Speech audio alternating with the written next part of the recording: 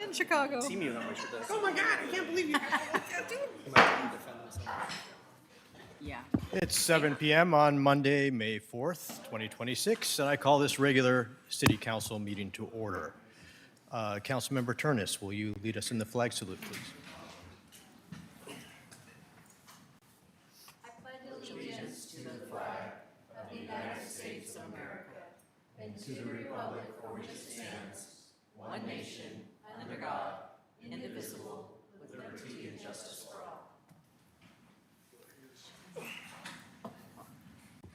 All right, for the record, Councilmember Whalen is absent today.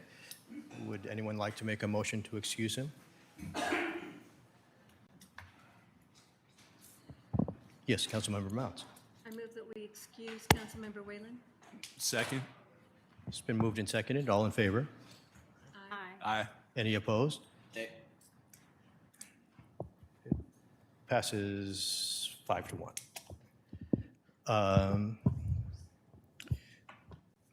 Next item on the agenda today is citizen participation. All right, the first person we have signed up today is Frank Carucci. Welcome, sir. Thank you for letting me speak. My name is Frank Carucci, resident of Milton. Received the paperwork for the sign off on the sidewalk improvement up on 23rd. Thank you for that. Dustin, I'll be getting in touch with you. I have a couple of questions about how my current landscaping is going to be adjusted and refurbished. So you and I can talk about that. Thank you. Secondly, these guys, is it Ziply Fiber? These guys that are, who's doing this digging all around the city? Easy fiber. Easy Fiber, okay. These guys are doing a horrible job. They're digging holes. My 5-year-old could do a better job patching these holes. Looks like they're out there with a chisel and a hammer. They're not even cutting the concrete. They're just making these rough holes, and then they're slapping a little blacktop in there. My neighbor up around the corner, maybe he's been in touch with you guys or not. I know that wasn't a city guy out there smoothing over the concrete. He had to chip away the rest of that portion of the sidewalk because it was all uneven. It was dangerous. And he laid some more cement down in there, had a guy doing a really nice job. I hope he gets reimbursed for that. But all over the city, there's these holes with cones around them, or that orange conduit coming out with fish lines, and it's like they're just walking away from this thing. So I don't know who's in charge of going behind these guys and making sure they cut nice, even holes and then re-cement, not blacktop, because that blacktop is going to shrink when the winter hits. It's going to get water in there, it's going to shrink, and it's going to chip up and fall away, and it's going to be even more of a mess and a danger to people. So hopefully, last time I was here it was dark out when we were here. But the website that they had wouldn't go through. So I couldn't get a hold of anyone. So hopefully someone can take care of that. And lastly, I want to say that I support all law enforcement activity in our city, whether it's local, city, or county, or state, or federal. I agree that if you're doing anything wrong, then you should be afraid. If you're not doing anything wrong, you're doing nothing illegal, then you shouldn't be afraid. So I support all activity, and thank you. Thank you, sir. The next person on our sign-up sheet today is Christy Cedar. Hi, I'm Christy Cedar. I live in Milton, and thank you for a few minutes of your time. I am part of North Pierce County Community Coalition. We're a group of businesses, social services organizations, public health department. We've been gathering for close to 20 years and sharing information. And the last few years, we have partnered with the University of Washington-Tacoma School of Nursing to present a Health and Hope Fair along with Columbia Junior High's Culture Con. I am here today to let you know about, first of all, our group, and also about this event. It's this Wednesday at Columbia Junior High from 5 to 8.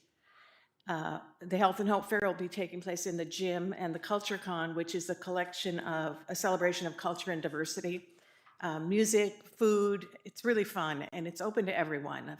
Of course, it's mostly the junior high and high school kids that are participating. The participants that are going to be at the Health and Hope Fair, it's a quick list: 253 Therapy, CHC Dental Screening for Youth, free; Consejo Counseling, Edgewood Nourish Food Bank, Fife Early Learning Center, Karate Edge, Life Transitions, Mountain View Community Center, Multicultural Child and Family Hope Center, New Horizon Christian Center, North Pierce County Community Coalition, Oasis Youth Center, Olive Crest, Orion, Pierce College, Pierce County Library System, Pierce County Office of Climate Action, Pierce Transit, Rebuilding Hope, that's a sexual assault, Right at School, See Potential, St. Vincent de Paul, St. Martin of Tours Conference, Step by Step, Tacoma Pierce County Health Department, and WSU Extension Expanded Food and Nutrition Education Program. I really want to invite all of you to come. I'd also like you to be aware that all of these organizations are present in our community and are available to people for help. If you come to the fair, you'll meet a representative from each of these these organizations, and also there's free popcorn.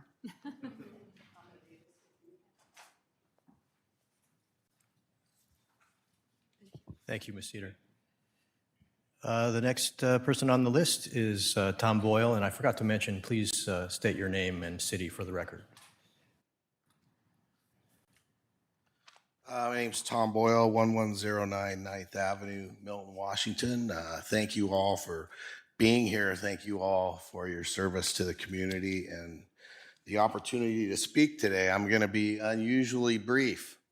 We could get this done in 2 minutes.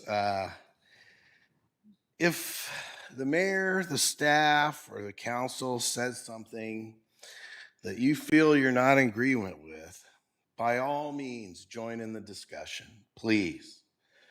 Or maybe reach out via email, a conversation over coffee, or a phone call. This is the neighborly way. This is the Milton way. Do not take it to the media. The media, social or otherwise, is poison to a small community.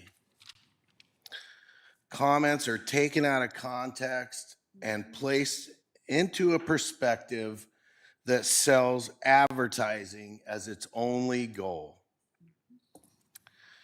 Why are we airing our laundry on the news? Can't we act as adults and have a grown-up conversation? That's about all I could come up with. I also wanted to, on another topic, is thank Dustin Madden for meeting my neighbors regarding the Easy Fiber fiasco, and hopefully we can prevent any problems. Thank you so much for that. Much appreciated. I know you guys are busy, and you guys took the time on a drizzly, rainy day to come out and meet some people with some really weird questions, but thank you. And thank you all. Thank you. Thank you. Thank you, Mr. Boyle. Next person on the list is Ephraim Alvarez.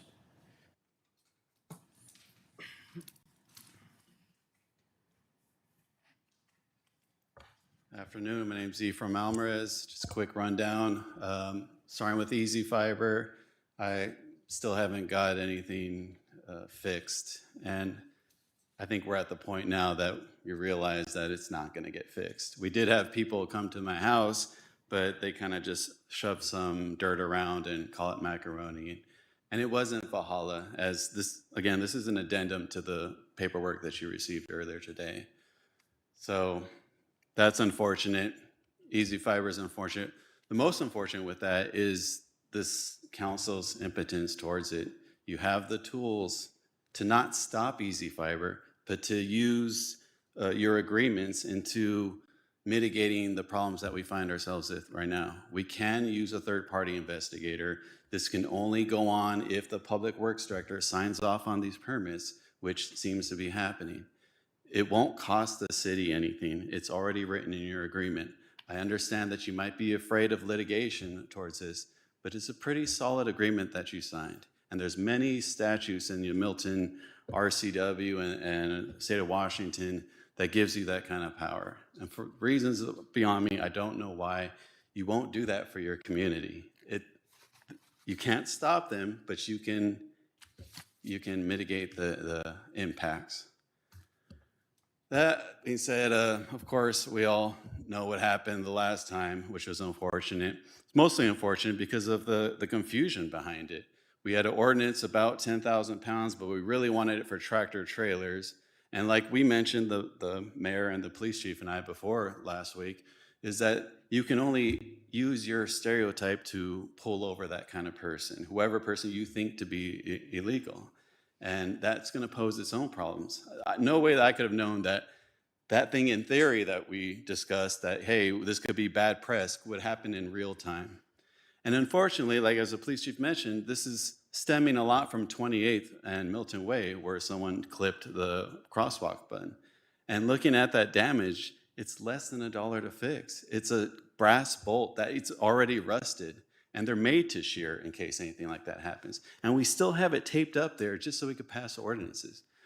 Running out of time, but when it comes to what happened and your lack of saying anything in the last meeting is also kind of upsetting. I know you don't want to ruin decorum, but if your house is on fire and your family's in danger, you're not going to wait for the fire department to show up, right? This is why we elected you, was to have some sort of strength in hard times. And it's unfortunate that because of this, you put up a mirror in front of Milton and people don't like what they see for two opposing reasons. Thank you. Thank you, sir. The next person on our list is Jackie Strader.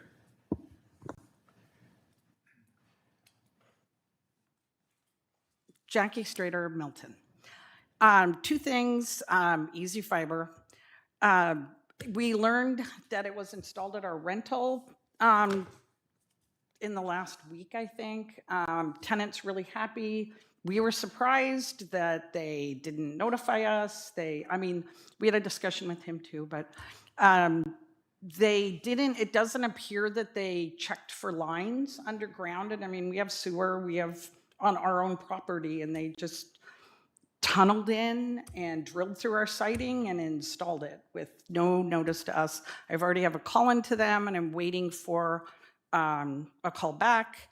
And a sales team stopped at my house this last week and acted surprised at the trouble going on, and was really surprised that there would be issues and that they will take care of everything. And I said, well, I hope so, but no interest in doing business with you until I see how that part works out.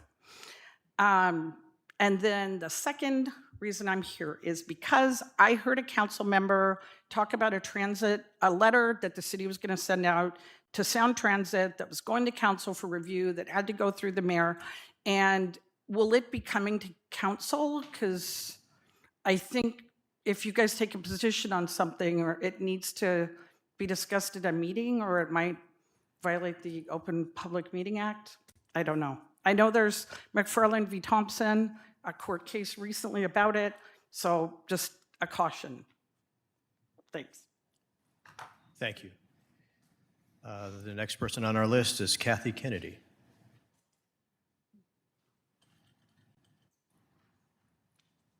Welcome. Hi, Kathy Kennedy, Milton resident. Good evening, Mayor White, council members, Chief Hernandez, and city employees.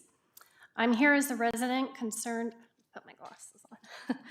I'm here as a resident concerned about a recent statement suggesting that people who don't speak English should not be allowed to drive in or through the city.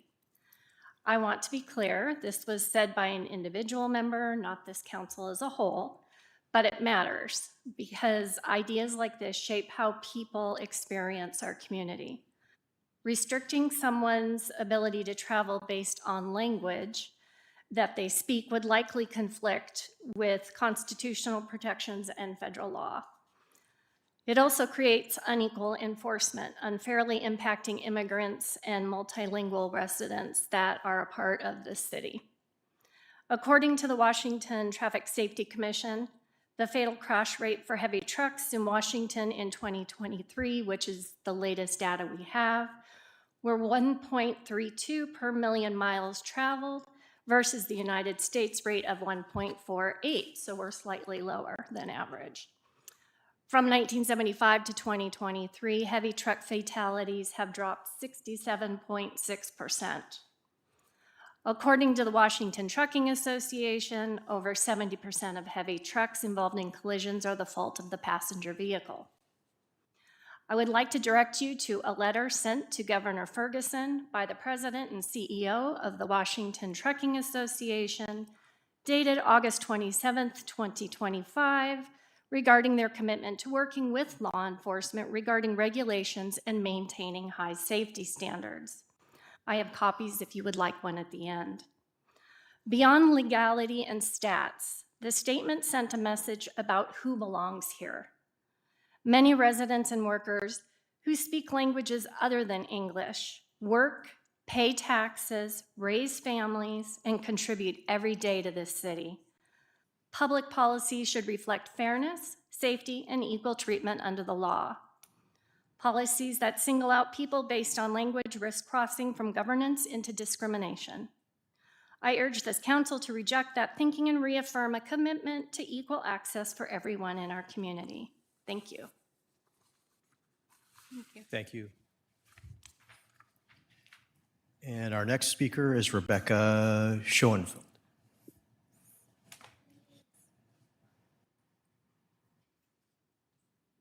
I'm not here to speak about Easy Fiber. Good evening, Mayor White, City Council members, Chief Hernandez, dedicated city employees. My name is Rebecca Schoenfeld. I'm a Milton resident and founder of Indivisible EMF, a local progressive organization of over 500 members who value diversity and promote inclusion within our local communities. I'm here to speak about comments made by Councilman Whalen at the last City Council meeting, specifically the added suggestion that people who cannot speak English should not be allowed to drive through the city of Milton. The idea that idea is not simple policy proposal. It raises serious concerns about fairness, legality, and the values this council represents.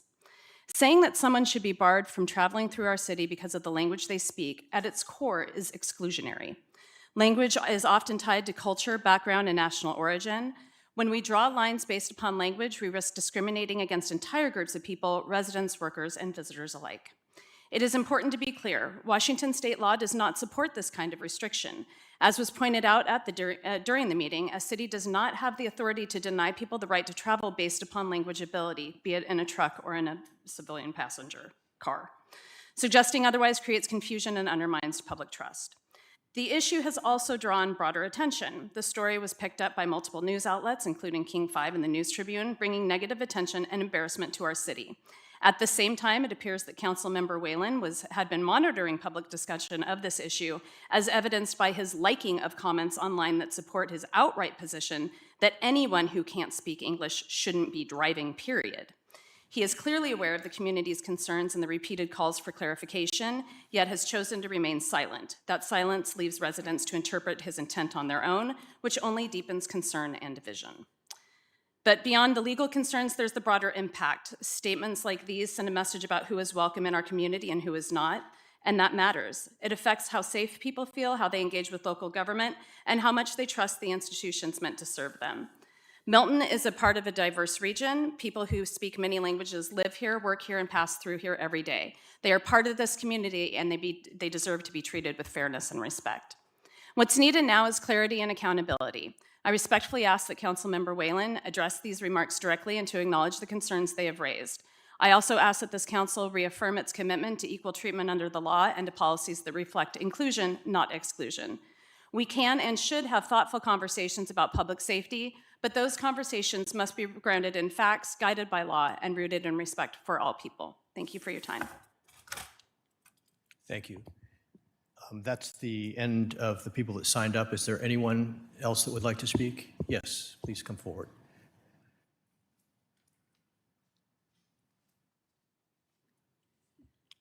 Susan Johnson, Milton. We've been in the news before councils have faced many issues before. The one thing I would like each of you to remember that you can do a point of order when somebody is someplace else in their head or whatever. Sometimes you should have a feeling that the conversation should be ceased. And that is a legitimate thing that each council member can do. Because what happens is when you don't take that initiative, we all become part of that story.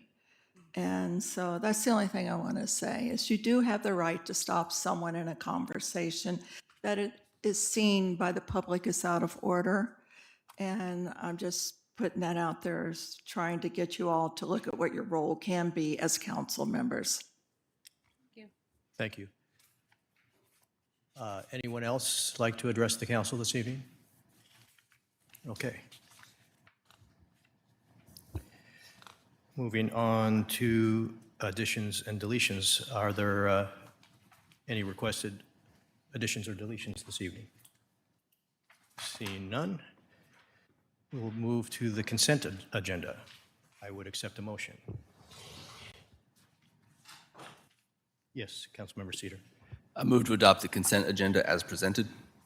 Second. Been moved by Councilmember Cedar and seconded by Councilmember Hall to pass the consent agenda. All in favor? Aye. Any opposed? Motion passes.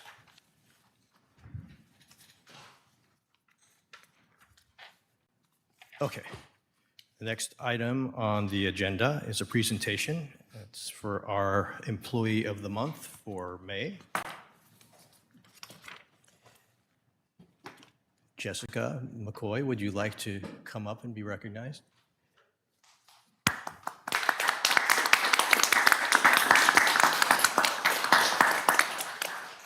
Just have a short message to read for you. It is my great pleasure to announce that you have been selected as the City of Milton's Employee of the Month for May 2026. This recognition is awarded to the team member who best exemplifies our city's core values of excellence, integrity, teamwork, and dedicated public service. A fellow co-worker shared the following about your outstanding attitude. Jessica comes to work with upbeat energy to serve the community and her coworkers each day.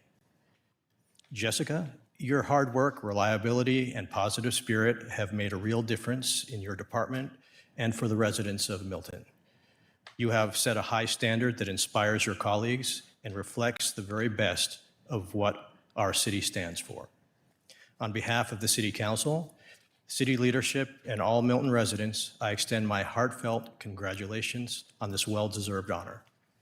As part of this recognition, you will receive a framed Employee of the Month certificate, a feature on the city's website, newsletter, and social media channels, which since you are in control of those, I expect to see something outstanding. Gonna be amazing. A reserved parking space, lunch with the mayor, which, as I mentioned last time, is a $2,000 value. And since you've come here today, your choice of 3 hours of comp time or 3 hours of overtime. We are incredibly proud of your contributions and grateful for your continued commitment to serving the City of Milton. Please join me in celebrating Jessica Coy's achievement. I encourage all city employees to follow the outstanding example you have set. Congratulations. Thank you.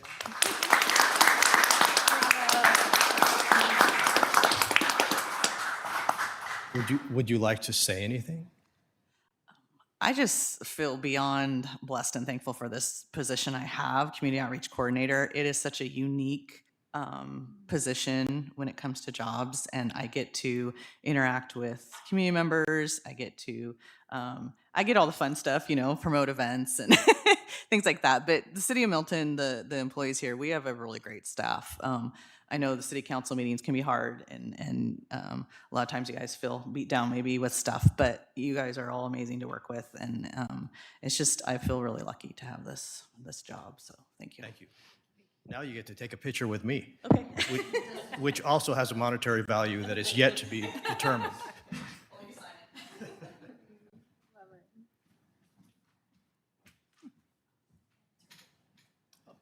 All right, I'm ready. All right, 3, 2, 1. Perfect. Thank you.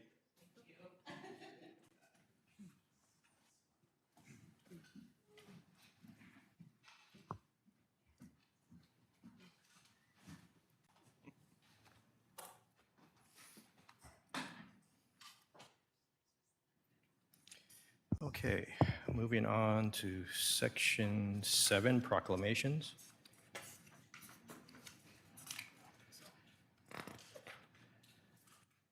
Okay, the first is a proclamation for Building Safety Month. Whereas our city is committed to recognizing that our growth and strength depends on the safety and essential role our homes, buildings, and infrastructure play, both in everyday life and when disasters strike. And whereas our confidence in the resilience of these buildings that make up our community is achieved through the devotion of vigilant guardians, building safety and fire prevention officials, architects, engineers, builders, tradespeople, design professionals, laborers, plumbers, and others in the construction industry who work year-round to ensure the safe construction of buildings. And whereas these guardians are dedicated members of the International Code Council, or the ICC, a nonprofit that brings together local, state, territorial, tribal, and federal officials who are experts in the built environment to create and implement the highest quality codes and standards to protect us in the buildings where we live, learn, work, and play.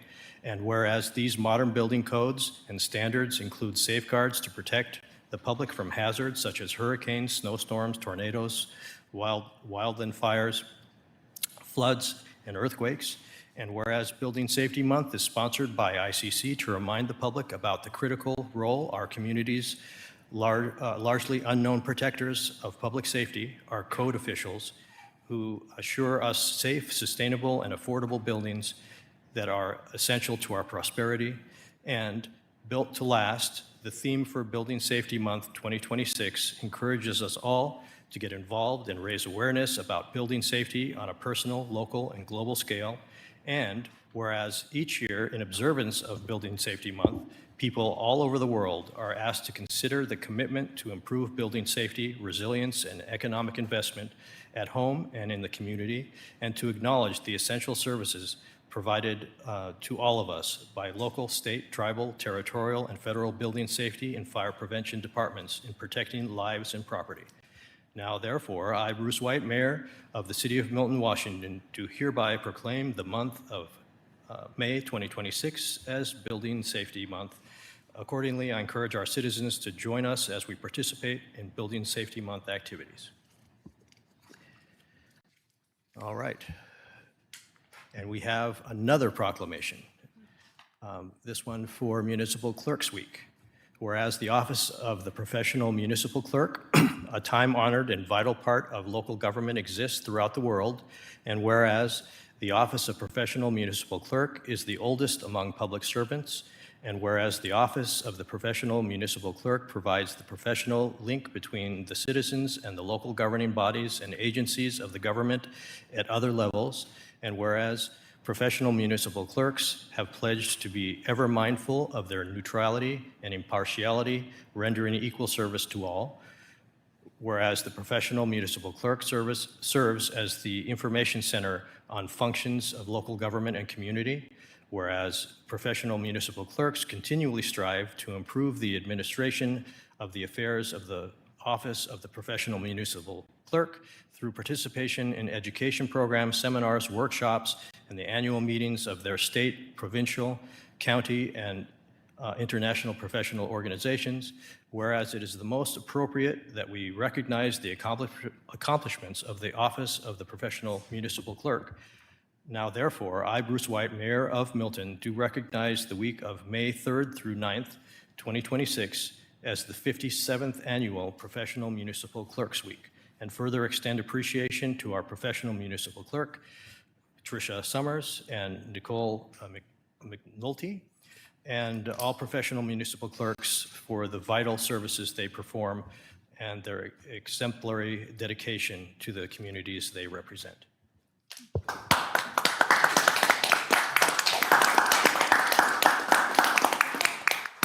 you want to take a bow? Okay. All right. Moving on to the regular agenda. The first item here is a public hearing. And Anjali Stalnecker, our planning manager, is going to introduce this item. Thank you, Mayor and Council. So just a reminder that this was originally on the agenda at the last meeting to sort of have an introduction. So we are going to do the public hearing at this point. I'll do a brief overview of it, but then under the full agenda item 9B, we will do a fuller explanation of the proposed code as well as some examples to help better understand it. And it also will be on the study session meeting next week. So the idea being a couple meetings to process all of the different implications. I also want to acknowledge that I have received a letter from Planning Commissioner Whalen, who has some comments and suggestions, and I haven't had time to address all of those, so I am not addressing them tonight. But if I will do so at the next, like I said, at the next meeting, if there's things that need to be proposed to changed or corrected, I will bring that at the next meeting. That being said, the Planning Commission, at a vote of 7-0, has proposed a new subsection. It's called 1744-155, Urban Forest Preservation, and then there's related definitions. This comes from two things. One, the Planning Commission work plan was to update the landscaping section. Within the landscaping section is a small section that talks about retaining of trees. As we looked at it, staff looked at it, and Planning Commission looked at it, we felt that it was not sufficient. And so the goals we kind of had for this new subsection was to look at retaining the largest trees, protecting the residential trees, creating a more equitable model of where trees have to be protected and planted. And in the long term is to increase Milton's overall urban forest. This directly goes back to the comprehensive plan. There's various goals, but it's clearly kind of summarized in vision number 6, which is specifically to retain and enhance tree canopy and other environmental amenities. We had reached out at the 2025 Milton Days about trees specifically and got great feedback about how valuable trees are to this community, as well as public concerns that related to the trees removed from some recent developments. So we felt that this was very much appropriate. Again, we will kind of flush it out a little bit more when we come back to this, under the agenda, but the current code is really minimal, has minimal standards. It exempts residential properties. It has subjective language like reasonable, which makes it really hard to define. It uses a replacement ratio. While that is traditional, it sort of overly requires properties that have trees to replace trees that they don't have room for, and doesn't have any requirements for lots without trees. There's no current permits required for tree removal, and there's no specific penalties. The proposal it does apply to all zones and uses. It creates 3 category types. We'll go in again a little bit deeper, a little bit, but there's exceptional trees, which are our highest one. Those are going to be what we're really trying to focus on, significant trees. And then if council so chooses, could create what's called heritage trees, which has some sort of significance to the city. And then kind of instead of using that ratio, it's a tree credit method. So all lots, when they are developed or added on to, would have to say, okay, this is the amount of tree credits. You either have trees on your property that you have to retain to make those tree credits, or you'd have to plant trees to meet those tree credits. And again, we will have some examples later on to help you kind of visualize what that means. And then again, there's a minor permit required, which would be removal of hazard or dangerous trees. So like if you do have a tree, we would have a minor permit process that you would have to come in, make sure that you meet all of the criteria. Or if you have a lot of trees and you're just wanting to maybe clear out a tree for some sunlight or different things. And then, so that would be new, is that minor permit idea. And then that major permit is really, we're already kind of doing that when we have a large project come in. This just more formalizes that process of having a retention plan, a protection plan, a replacement plan. It's part of that land use building permit for approval. It also would establish maintenance, performance, inspection procedures, and establish enforcements and penalties. So again, my recommendation is to hold the public hearing, take any public comment, and then we will come back to this with a little bit full over some examples, scenarios, and then I would definitely, obviously, open up for questions, comments, and any thoughts that you have, more information you want me to bring back next week. Thank you. Okay, thank you. Well, now, right now the time is 7:35, and I will open the public hearing. Is there anyone that wishes to address the council? Yes, please come forward. And you give your name and city for the record, Christy please. Cedar, Milton. I didn't read this prior to the meeting, but I'm just glancing through it, and I am concerned. I was developing a concern about the types of trees we're talking about, but I see here on page 26 and 27 that the exceptional tree table lists trees that would qualify as exceptional, and I do believe they are all native trees to this area. I think it's really important that the city be very aware of the trees that are native and the trees that are considered invasive, such as hawthorn, locust. I'm sorry, but I think bitter cherry is not a desirable, oh, here it is, not exceptional. It's really important that when this becomes law and is implemented, that we make a big effort to educate the public about the value of native trees, because the native trees are the trees that support the insect population that feeds the birds, that pollinate our, the bees, I guess, that pollinate the birds that, you know, keep the ecology healthy. The,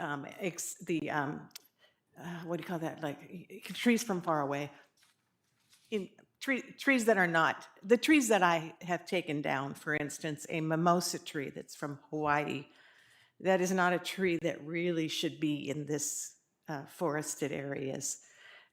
Of course, they're fine for ornamentals, but it's important to differentiate between the native trees and the decorative trees. Thank you. Thank you. Anyone else like to address the council on this issue?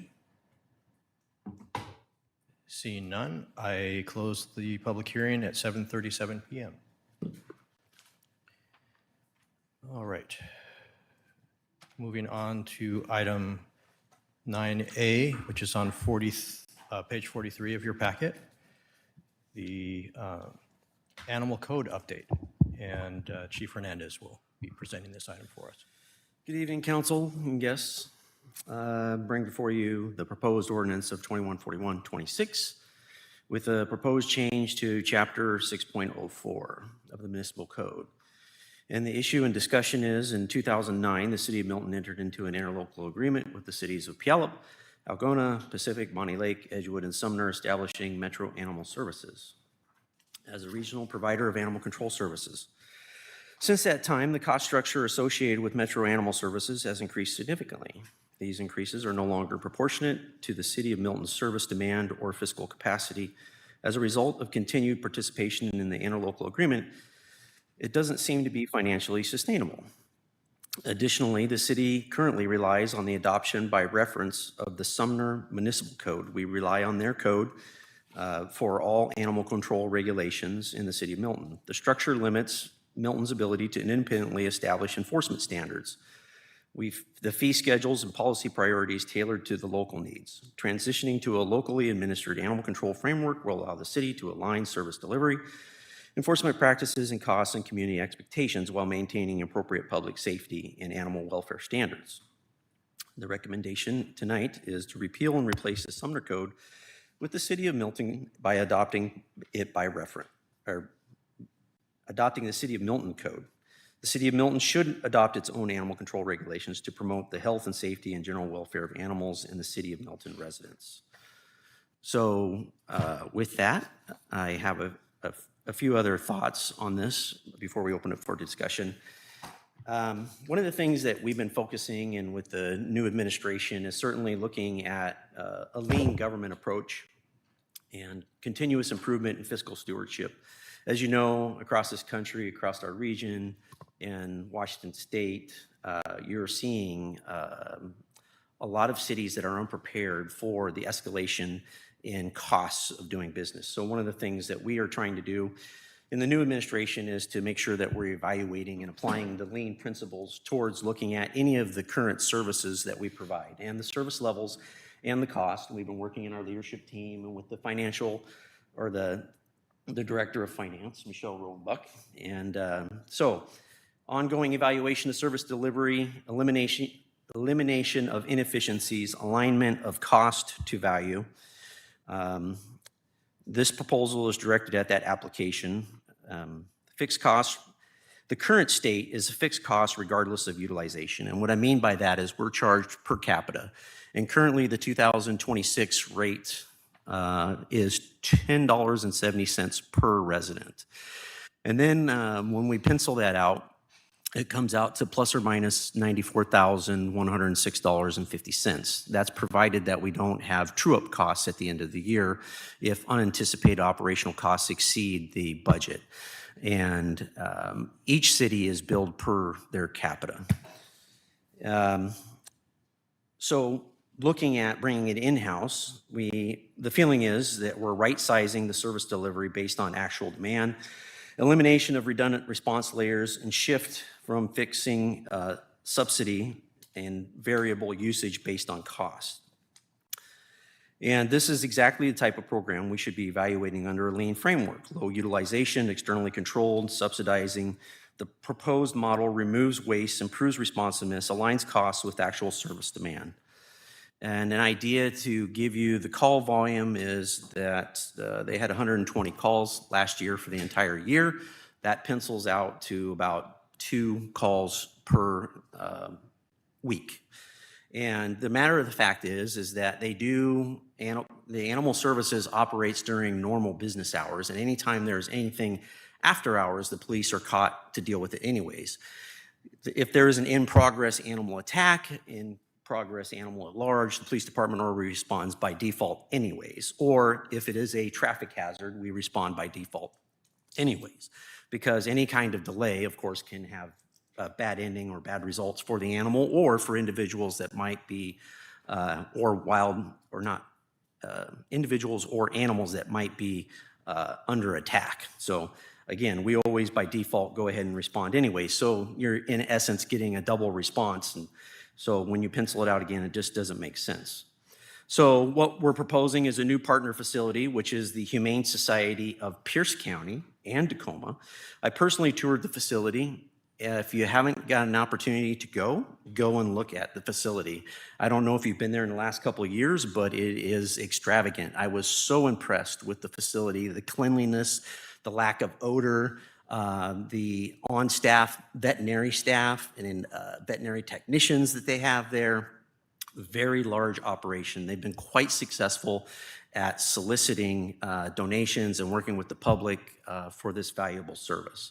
So that is about 8 miles from the city limits. It's located at 2608 Center Street. Our previous facility is Metro Animal Services. Similar distance, but much heavier and more congested traffic corridors as it goes over to North Hill, in essence, above Puyallup there. So in practicality, there's no meaningful increase in the transport time should we have to transport an animal to the facility, which we will, because what has been normally done, if we take an animal in custody, we will hold on to that animal in our holding kennel here, and then animal services sometimes if it's after hours, they usually don't show up till the next day or the next afternoon to retrieve that animal. So from an operation standpoint, this is simply improving our ability to transport animals and get them quickly into the hands of the Humane Society, where they have the on-staff veterinary staff right there on site. And of course, we see no degradation in emergency response, or we don't feel that there would be any kind of degradation. And Of course, we would use common sense when transporting animals, and it would be during times when we have adequate staffing. Again, let's see, going over any other things I missed. So Animal Services is a clear example of currently subsidizing a regional system despite having a very low utilization based on the calls per year and no consistent after-hours coverage. When those gaps occur, our officers already respond anyways.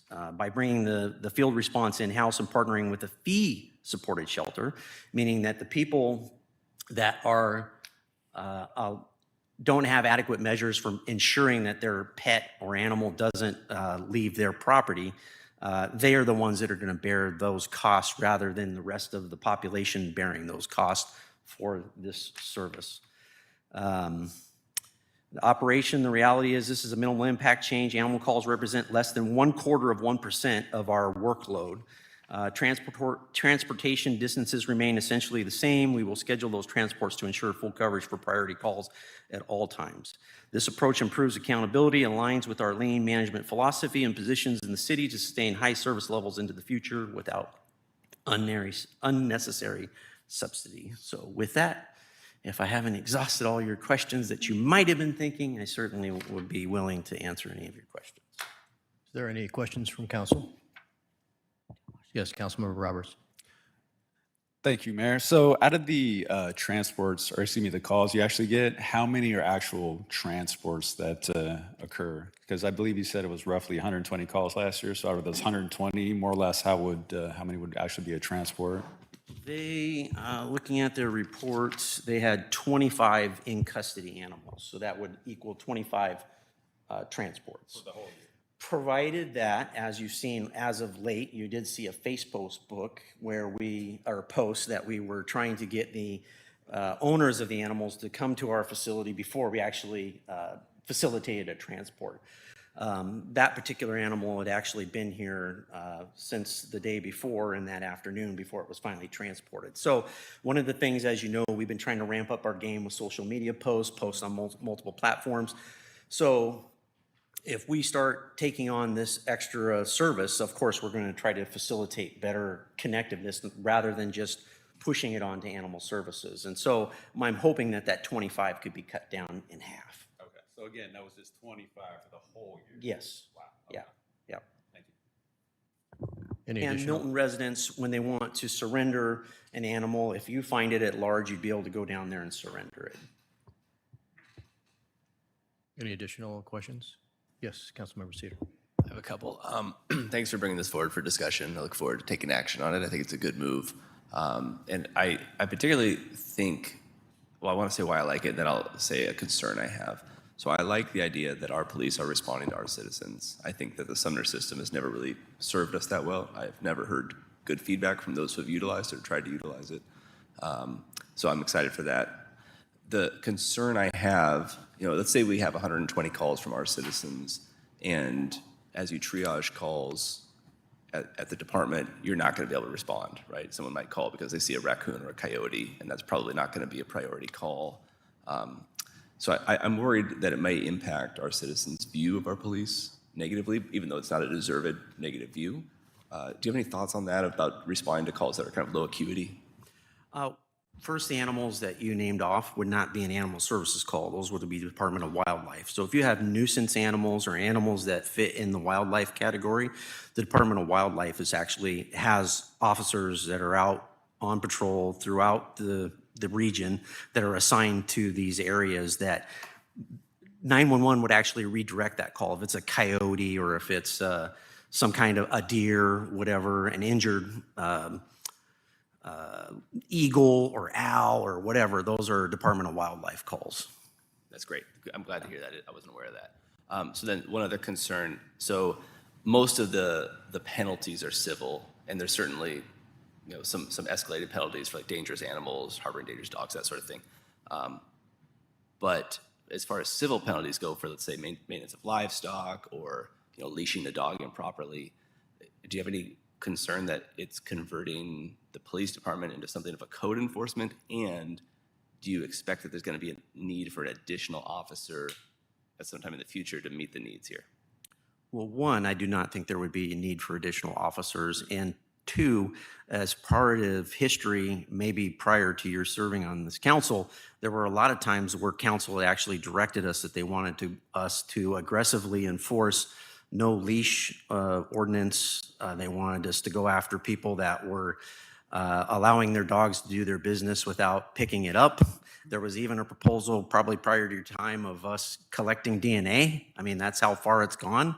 In some jurisdictions, believe it or not, actually you do have to provide a DNA sample of your animal, and if they find dookie, they can actually track that animal. I mean, I have seen it all when it comes to animal control. But so I hope I've kind of answered your answer in the long and the short. It's not going to be, we are already responding by default, because again, if it's an emergency situation, and a stray animal is a danger to everybody, because you don't know if it's going to end up in some kind of attack, if it's going to get hit by a car, if it's going to cause a car to swerve.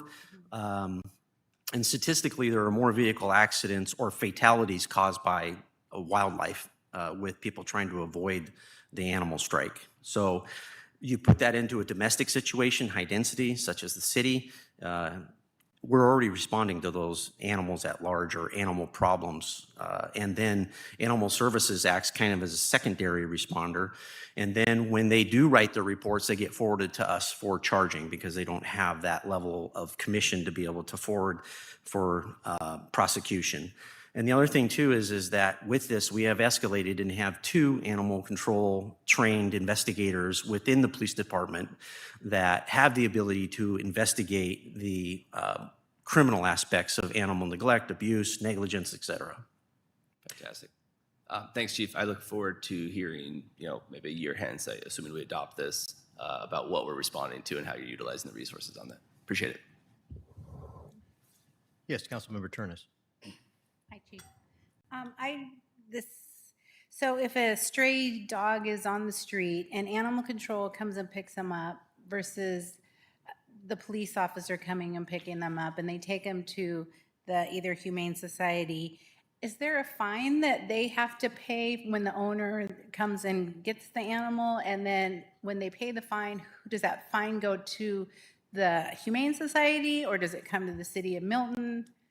Again, we're doing a fee for service. So if your animal gets picked up and ends up in the hands of the Humane Society, you will have to pay for that fee for that service, rather than the current model, which is we just pay per residence, which they, on the OFM, they did $8,795, I think is what the estimate was for that. So the fee is paid to the city of Milton? no, it's paid to the Humane Society, because the only fee that we're paying to the Humane Society, we're not subsidizing their shelter costs. They recover their shelter costs by charging their own fees. And then if we, the city, go and surrender, then we pay for that individual surrender, which is $450, which based on the amount of animals, I estimated that to be $11,250 per year, versus last year's bill was $104,043.54. Okay. Great. Thank you. Any additional questions? Yes, Councilmember Poor. Thank you, Mayor. Chief, I know you spoke on this before as well, but you spoke about having experience in the realm of animal control and that you guys already do some of this stuff. Could you speak on the training that you guys already have in interacting with the animals, getting them? I feel like it could be a concern of citizens, how proficient we are in getting those animals or interacting with them, or the training that they would receive. Well, we sent 2 officers to the actual Washington State Animal Control Academy, which is the business standard for Washington State. And that is a 2-week academy, and they were trained on everything you can imagine. The officers came back to the department one day and were telling me about how they got to handle boa constrictors and how fun that was. And the type of equipment that you utilized for animal control, such as catch poles and nets and so forth. Cat gloves, bite gloves, all those kinds of things. They learned about feral animals and the different type of diseases that the animals might have. that could be a danger to other animals. So they are well-trained, and then I can tell you my personal experience.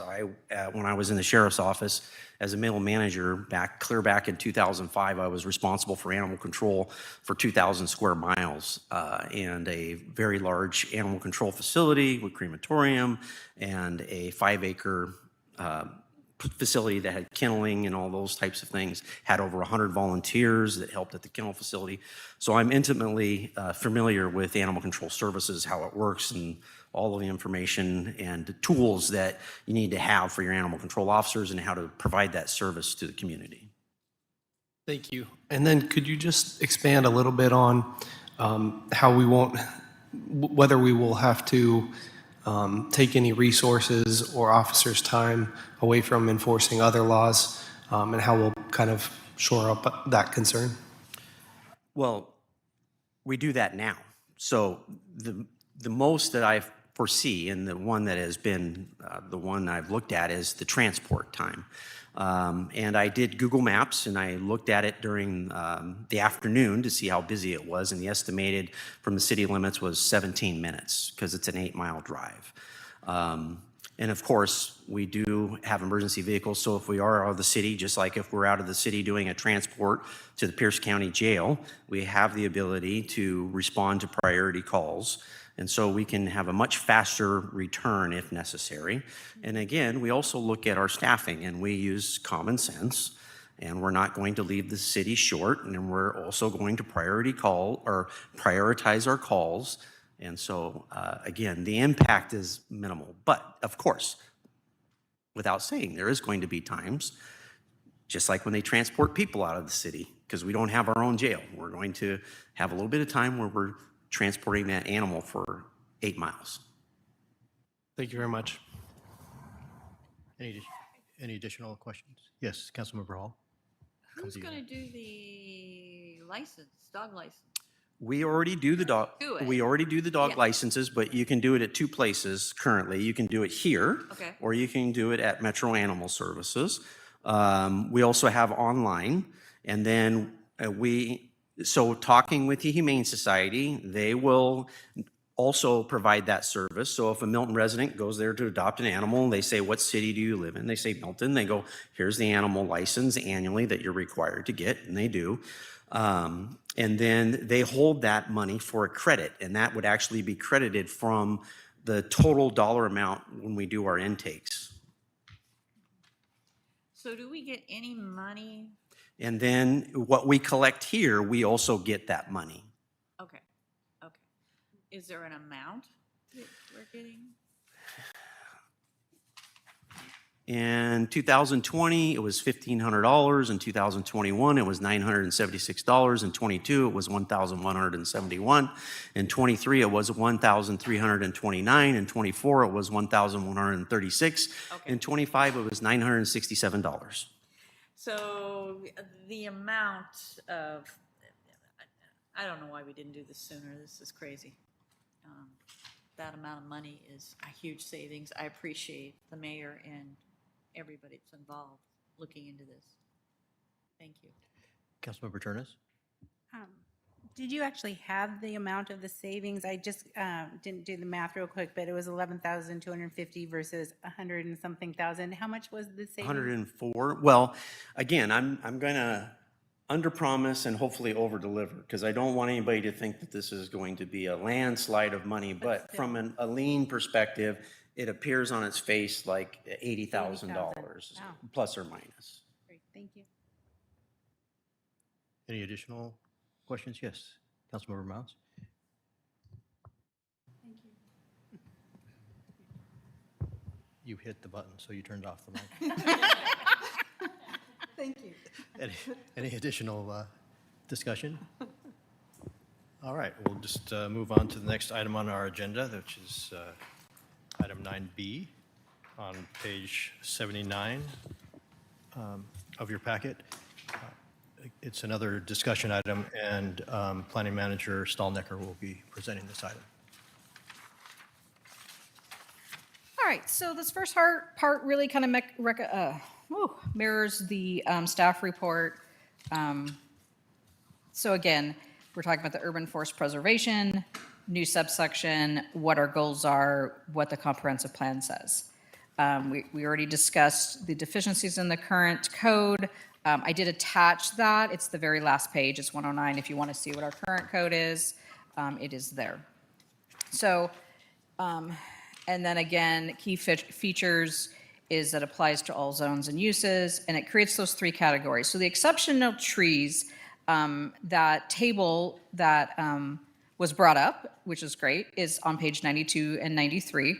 And so it sort of has, these are, you know, so some of those trees only need to have maybe 24-inch, 12-inch, depending on their value. Certain trees are, they're saying there really is no exceptional value, no matter what size they are, due to the type that they are.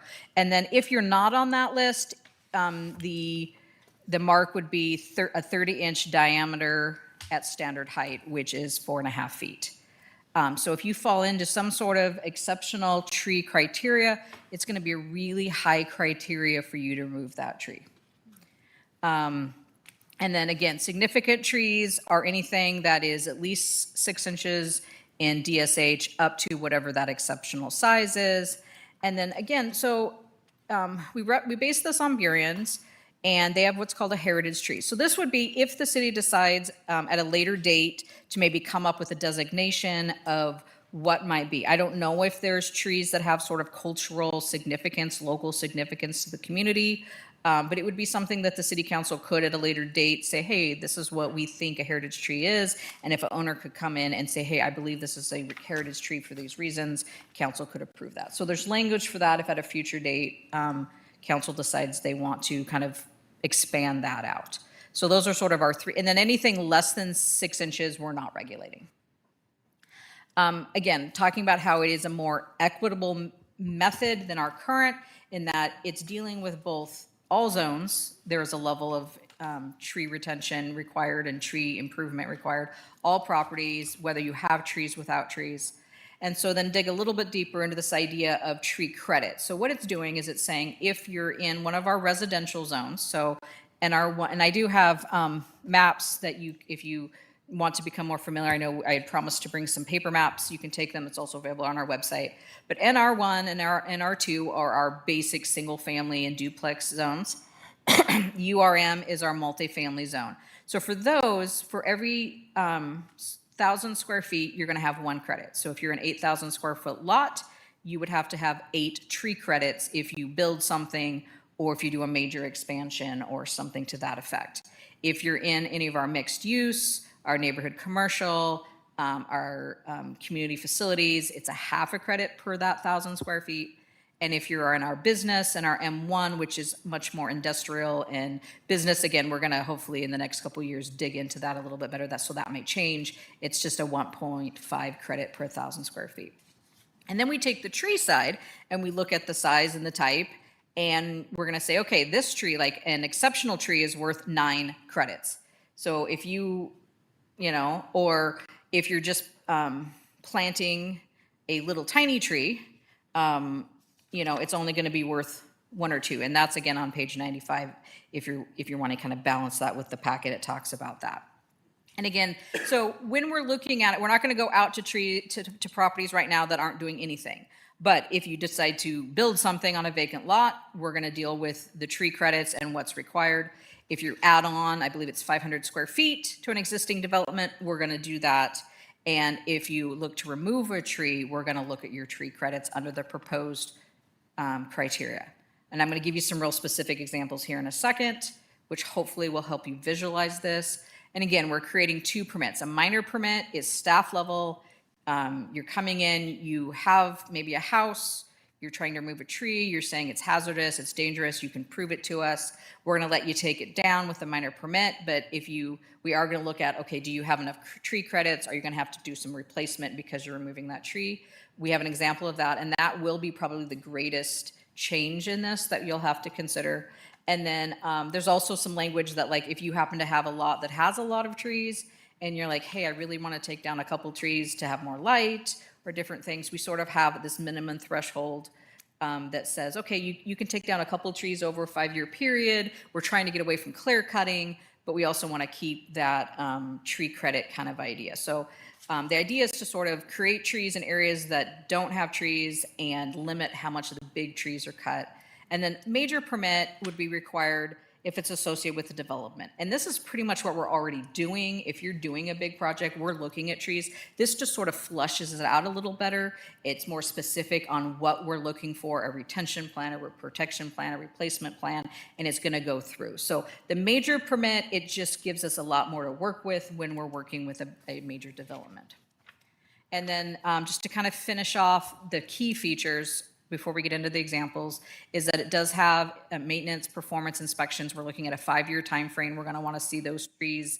Obviously we want the trees to last, but we definitely want them to focus on how you're going to make sure they survive and really get grounded in that 5 years. Because in 5 years, they really should be substantial. They should be able to live on their own, kind of thing. And then the enforcement, and I know when you start looking at the fees, I know the Planning Commission had some trepidation on some of the amounts. So from talking with what Buren has done, this has come from them. They feel that is their tree arborist said that it's sort of the value of those, what you're losing by getting rid of a large tree to go to a small tree. And when it talks about trunk removal, it's talking about, it's not like, hey, I have a trunk and I remove it. It's like, hey, I cut this tree and I'm grinding the stump because I don't want anyone to know that I took down this tree that I'm not supposed to. So as far as I know, my understanding is Buren's never actually had to do that, but it's there kind of as a preventative measure. And then they also have language that talks about understanding that, if it's a individual, they take down a tree, they honestly, we're not trying to do it to, secretly or whatever, that maybe there's some other options, like they just help promote that there's tree, that we now have a tree code to maybe at Milton Days or in their neighborhood or something. There's some options there if we feel like it's not.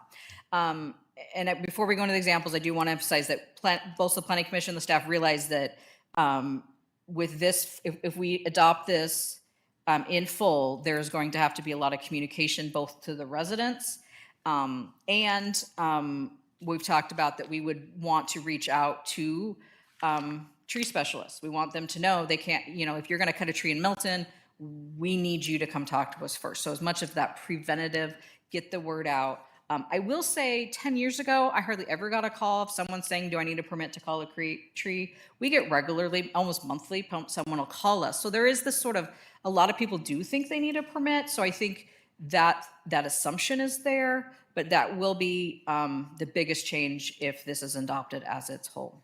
So I'm going to go through a couple examples, and then I will open it up to whatever questions, comments. We can go back and forth in the slides. And then again, this is coming back next week as well for discussion. So if there's certain things like, I want to know more about this, let me know. Or if you think of it this week, let me know, and we can bring some of that back. So I have 3 scenarios. We're looking at how it affects the property, this new proposed code, if it has trees versus a property that doesn't have trees, and what the current code does versus what the proposed code does. We're doing a residential new development, a commercial new development, and development with that already has like a house with a damaged dying tree. So, and then just a key for this is our dark, hopefully slightly bigger, is the exceptional. So again, these are on that table, or they're at least 30 inches. So when you see the dark green, these are trees that are going to be probably at least a foot in width, if not 33 feet in width. So these are major trees that are on these properties. The significance are those kind of in between. They could be 6, they could be 12, they could be 20. And then the light green is these things that we're requiring them to plant because they either need to credits or they've taken down trees. And I remember, because again, you're looking at a little graphic and we're replacing a tree with a tree. If we're planting those light trees, we're talking a 6-foot high evergreen, which is 2 credits, or the deciduous, they only have to do 2 inches. So, even if you're saying, okay, we got to replace a 30-inch tree, you got to plant 3 trees, you're really only getting like 6 inches of trees for a 30-inch tree. So remember the even though you're planting more trees, they are going to be a lot smaller, and they may be big if they're taken care of, but there's that risk. All right, let's get into the scenarios real quick. So scenario 1, residential. So this is just a lot in one of our neighborhoods. They want to build an 8,000 square foot house. Under our current code, so Lot A, there is no existing trees. On Lot B, we have 2 significant trees and a few, 2 exceptional trees and a few significant trees. Under the current code, you can build a house. There's no requirement to plant trees. Under Lot B, you're allowed to build a house, and then you can remove all your trees. So there's no, under our current code, if you are a single house or a duplex, you are exempt from the entire tree code. So under the proposal, again, if you're building a house, we would say you have to have a major permit. You're going to be done by the credits, so 1 credit, 1,000. So if it's an 8,000 square foot lot, you need 8 credits. So again, Lot A, you're going to build your house, and then we're going to say, okay, you need to plant enough to get your 8 credits. Again, the 6-foot conifers are worth 2 credits. Your deciduous are worth 1, 2, 4, 6, 7, 8. We have our 8 credits, and now we have added 5 trees to that neighborhood that previously in that lot did not have trees. Conversely, on Lot B, we do have 2 trees, or we have several trees. So again, you're going to build your house. Under the proposed code, they would have to keep those largest exceptional trees. So they're going to retain those trees. And then because those are worth 18 credits, 9 apiece, they're well over their 8 credits, they can cut the rest. But we have now retained those 2 largest trees that before they could cut down. So when you sort of compare those, like you said, we're trying to kind of even it out, that when we started on Lot A, we had 0 trees. Under the current code, we would still have 0 trees. Under the proposed code, to get that 8 credits, you're going to have those 4 to 8 trees depending on what they plant. With Lot B, we start with 2 exceptional trees, 6 significant. Under the current code, we may end up with 0. And some people don't, but we have had some properties recently that took out all the trees. Under the proposed code, we would keep those 2 exceptional trees. So in the end, if you're kind of thinking we're trying to balance the 2, we would have had, under the existing, we started with 8 of that 8, 2 are exceptional. Under the current code, potentially we could end up with 0. Under the proposed code, you're going to end up with 6 to 10 trees. Of that, 2 of those we saved are those exceptional. And then the rest will be small trees that hopefully will grow up. So this is new because right now we don't require anything, but this is what would happen on a residential lot. All right, we're going to zip through commercial. This is, again, we currently require some, but right now we're doing sort of this ratio, and I'm going to show you, again, I think this is a better balance and a better equity of how we do it. So 4,000 square foot retail building with a parking lot, 25,800 square foot vacant lot. Think something like a Sherwin-Williams, maybe a slightly bigger building. That's sort of what I'm going with here. So in the current code, they can build their building, they can build their parking lot. We might require them to put in 2 small trees for their parking lot, but there's landscaping required, but it doesn't specifically say, unless there's maybe some street trees, that they have to put trees in. It just talks about that they have to have landscaping around the edge, and if they do trees, this is what you do. The flip side is, like Lot B does have trees. Now, it talks about things like you reasonably have to keep and you should keep trees, but there's those soft words that make it really hard when they start saying, well, but our stormwater has to go here and our parking lot goes here. And so in essence, they could theoretically, and it has happened, take out all the trees, build the building they want with the parking lot. We're going to require those 2 little landscaping trees. Now, the ratio says, well, you took out 15 trees, and depending on the size and the width and what type, maybe you have to replace 52. But you cannot realistically put 52 trees on this lot. And so you might get 15 to 20, depending on what kind around the outside. And then historically, in essence, they sort of request and say, well, we can't do it, and this is the best landscaping practices. And so we waive those rest of those trees because you just can't do it. So again, that's under the current code. Under the proposed code, same idea, 4,000 square foot parking lot. Under A, there's no trees. So the proposed code is a 0.5 credit for 1,000 square feet. So in essence, when you do the math and you round up, you end up with needing 13 credits. So yes, they're going to build their building, they're going to add their 2 trees, and they're going to plant 18 to 13 trees to get that credit. So again, these are worth 2, 2, 4, 6, 7, 8, 9, 10, 11, 12, 13. We have 13 credits, and we have just added a bunch of trees to a property. Flip side, on B, we have a lot that has a bunch of trees. We have 5 exceptional trees and however many of the significant trees. So they can remove the significant trees if it, but because again, we're looking at that tree credit, they have to have 13 in the end, but they have to keep the exceptional trees. The only exception would be, like in this case, this one's right in the middle. So if they can demonstrate that, hey, we can't build what we need, then we're like, okay, you can remove that tree, but then you have to have an extra 3 replacement beyond your credits. So in this case, we're gonna say, okay, you can take away that one. So they're gonna have to alter their building because we have said you don't need to take down these exceptional trees, and by our code, you have to keep them. So maybe we take down the one, but they have to, they can still build. Maybe they're making the building shorter and wider. Maybe they go a second story. They've kept these trees down here. Maybe they make a landscaping area to keep this tree, which actually is great shade for this. And then they have to put in their 2 little parking lot trees, and then they have to add 3 more trees. And again, these trees are starting at maybe 2 inches, where we have kept the trees that are 24 to 30. And so they're still able to build, but we have now kept more valuable trees. So again, real quick, Lot A, we start with 0 trees. We end up with maybe 2 under the current code. Again, depending on the parking lot, they might end up with 3, but in essence, if it's not very many, I looked at some of those. If you look at Sherwin-Williams, they didn't put in, I don't think, very many. And then the proposed code, to make those 13 credits, you're planting 18 to 13 trees. Under Lot B, we start with 10 significant, 5 exceptional. Under our current code, they can take down everything as long as they plant so many. But again, you can only reasonably put so many trees on a lot when you've already developed it.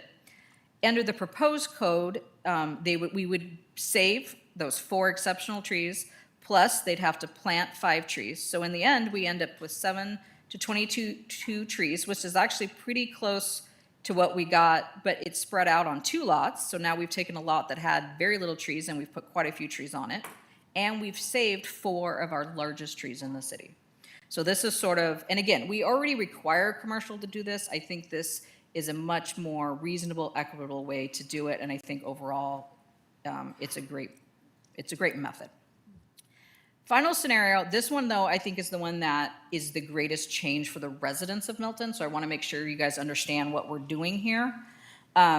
So right now, if you are a house or a duplex, we do not regulate trees. You can take down any tree you want at any time, unless it is specifically in like a wetland or a critical area. So what the proposal is again, we're looking at credits. So let's say this yellow highlighted tree has been determined by a specialist and has turned in a report to us that it's an exceptional tree, but it is dying and it is hazardous. And so they're going to turn in a minor permit to us. We're going to review that report, say, yep, it's legit. We're going to let them take that tree down. And then we're going to look at their credits. And so let's say these are 2 to 3 credit trees because they're 14 to 16, maybe they're 20 in diameter. They have over their 8 credits. They're all good to go. And again, we have to decide what those permits cost, so that will come in the fee schedule from council to help determine that. So right now, they can take it down without any expense. There will be a small, and again, it won't be much, but there will be a small permit fee. My definition of small permit fee. And in this case, they don't have to do anything else. In this case, they take down, again, same tree. Yes, it's dying. It's hazard. We're going to make them, no replacement needed. We're going to make them do a minor permit. They can take the tree down, but then we're going to say, wait a minute, you now have no trees. And so under this proposal, they would have to plant trees to kind of replace that tree that they got. So again, we're talking 2, 4, 5, 6, 7, 8 trees. They could do 4 of the evergreens, they could do 8 of the smaller ones, or they could do some combination. So that will be the biggest thing that would, as written, affect residents. So at that point, I'm going to stop. Like I said, questions, comments, direction that you want me to bring back more information on next week, happy to take all of that. Any discussion? Yes, Councilmember Hall. What you were just talking about, I would be wary that if somebody has a tree that needs to come down, but they don't want to put up more trees, they won't take it down. I mean, that situation could be dangerous. Also, Milton used to give, I went to school here in grade school, and they would give kids trees every year, sometimes 2 or 3. You add 3 kids, you get 9 trees a year. So Milton, all over Milton, there's trees planted from us kids. And those trees have disintegrated. I know we had to take all of ours down because they were all in horrible shape. And we didn't know it. We knew some of them were bad, but when they brought in the boom and then cut them, we found out the roots were bad on those. So that's what I'd be hesitant of. Councilmember Cedar. Thanks. I got a few things. First, just to kind of piggyback on what Councilmember Hall was saying, I would like to see the city, wait, actually, let me start even earlier than that. Thank you for bringing this forward. We talked about this years ago, and it's great to finally see it coming to fruition. It's really, this is something that's needed. We used to call ourselves a tree city. I don't think we can do that anymore, but this is a step in the right direction. So, that said, I would like to see us have some kind of support program for citizens who are in that specific scenario that you laid out, whether it's, even just resources, connecting them to nonprofits that provide trees. Like these are out there. And so just making sure we have a plan for that, because I do think that's a risk, and we don't want people to feel like we're just imposing a cost without giving them some options. I don't know what that looks like, but I think that's something to keep in mind. Okay, now to my more specific points. So first is a question. The redevelopment is what would trigger the calculation of the credits. Would that apply to an existing commercial lot? Let's say Sherman-Williams moved out and they didn't currently meet this credit and some other paint store moved in. They would come in, there'd be the credit calculation, and then they would have to go through the variance, or I can't remember what it's called for this, but the process to get an exception, correct? So the only time if you're, the development or redevelopment would be if you're adding square footage. So if one business comes in, one business goes out, one business goes in, the building footprint doesn't change, nothing changes. If they come in and they tear it down, or they come in and they add on, I believe it's 500 square feet or larger, then this would kick in. Or if you build on your property, if you decide to build an ADU that's over 500 square feet, or you add on to your house over 500 square feet, that would add on. Okay, so maybe it's something like, like the lot where Spoonful of Sugar is, for instance, where it's kind of currently just a fairly small unit. If a commercial developer came in, developed that property, added 500 square foot building to it in addition to what's there, that would trigger Yes. that. Okay, and then they would go through exactly what's written here in terms of, I'm going to call it a variance because I can't remember the term, but Basically, they just need a tree permit. tree. Okay, yeah, thank you. Okay, great, thank you. Okay, now let me get to my things that I identified as I think as potential problems. First, I didn't see definitions for 2 terms, which were tree protection zone and critical root zone. Those are both used in sections G and H, but I didn't see a definition in the 17.08 definitions. Maybe that's a term of art and doesn't need a definition, but just want to flag it. Second, there's an 85% number for when a developer comes in and it's in C2, C3. And I just want to talk about the 85% and want to know how we got to that. We don't need to do it now. We can do it next week. But I just want to understand, because it seems to me like a developer who's maximizing a lot is probably going to hit that frequently. So yeah, making sure that makes sense to us and any future planner is important. It came from Burien, because like I said, we sort of took the most of this from it. The idea is supposed to be sort of that trying to figure out, like when we went through and there was that middle tree that we said, yes, you can take that exceptional tree. So it's this idea that if, so under our code, we're like, so our maximum total structure coverage, I believe right now is, might be 80% of the lot under our code. And then you're going to look at, and again, and this was something that was brought up. I need to make sure this makes sense. And then you're looking at that, and then you're like, okay, but if we stick a tree in the middle and we say you can't tear it down, and there's a buffer around it, we have now taken that number. So maybe that 80% that we normally would let you build on might be 4,000 square feet. But then we put that tree right in the middle and say you can't take it down. We have now created, maybe they can only build on 1,000 square feet.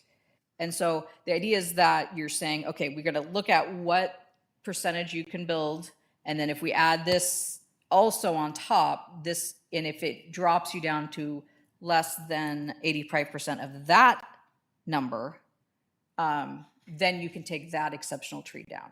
And it is a little bit cumbersome, so we can work on that. Yeah, and thank you. That's exactly it. It's confused. When I tried to talk myself through it, I was kind of confused. So if you could just maybe bring forward some examples of that. The presentation is great. It's so helpful to see it visualized and have it explained like that. So if we just look at that number maybe next week. And I think you kind of answered this in E1A. Minor tree removals don't require replacements. And I'm sorry, I made these notes before the last meeting. But I think you answered about how overall, because to me that strikes it as like we're getting a negative outcome. We're slowly going to degrade theoretically if we keep removing minor trees. But I see what you're saying. I think I understand now. So I talked myself out of that. Okay. The last thing is in section P.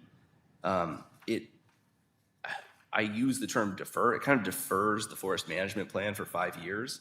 But in that time, it doesn't really set any targets or assessments. And what I would like to see is either like a 12 to 18 month baseline created so we know if this is successful.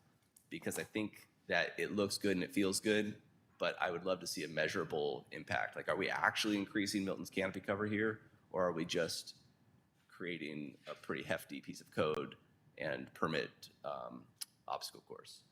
So the hope was with this is that not only we're going to do this code, but, and fingers crossed I'm working on some grant money for this, is that we would actually develop that forest management plan as well, to not just say this, but yes, to figure out, do we want to start giving away trees, or do we want to do certain things to kind of expand that and start with what is our tree canopy coverage, so we know what we have, and are we increasing or decreasing. So you're wanting to sort of add something in here that has, well, once we get that plan, have a reevaluation after that to make sure that it's working? Yes, and what you said is helpful because right now it just reads like, let's kick this part of the plan, like let's kick our assessment down the road 5 years for the forest plan. I hear what you're saying, which is that you're pursuing that kind of simultaneously right now. So this is in at least some stage of in 5 years. Again, it was a number that I was trying to be. I mean, if the council as a whole or as a consensus is like, no, we want that sooner, we want to make it 2 years, we want to know what our tree canopy is, then that could be there. I was just trying to find what's that number that gives us enough time to do those things and find the money for it. 100%. And I don't think even a robust plan is not even what's needed. What I am saying I think would be wise, and we can discuss this in more depth, what this could look like next week, but is some way for us to measure this year over year, even in the short term. So if we look at this a year from now, we're going to see a tree gone on Taylor and one up on 19th, and like, oh, okay, maybe it's working. But I'd like to just have some measurable deliverable in there. Okay, thank you. Yes, Councilmember Mounts. The goal of the forest preservation is a good goal. Does it require revising Milton's municipal code, or is there another way to accomplish the same thing?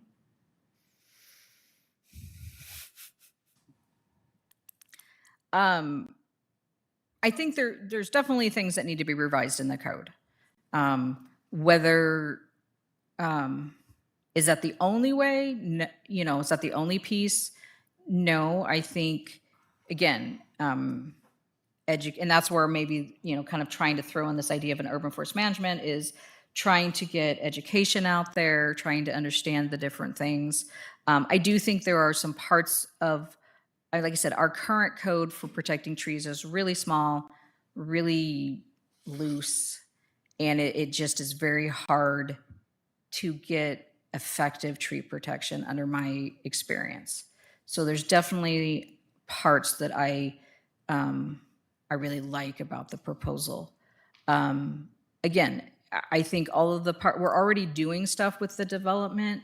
I think this is a better method to do that. And I think we're going to get better results with development under the new things. Yes, like I said, the biggest, when it comes to the residential properties, that's the thing that's the biggest change. And so that's the thing that, to balance that is there have been residential properties, and some of it is because we have a little bit more flexibility with what type of houses that go in, and if we're doing ADUs.